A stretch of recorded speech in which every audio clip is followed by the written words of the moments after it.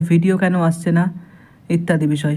তবু কাউকে কিছু বলিনি যে আমার ব্যক্তিগত প্রবলেমগুলো থাক, সবার সাথে শেয়ার করলে হয়তো সকলেই কষ্ট পাবে বা দুঃখ পাবে। সবার বারংবার প্রশ্ন করাতে সকলেই ভাববে আমি হয়তো আনসার করছি না, কিন্তু আমি ভীষণভাবে মানসিক চাপে রয়েছি এই মুহূর্তে।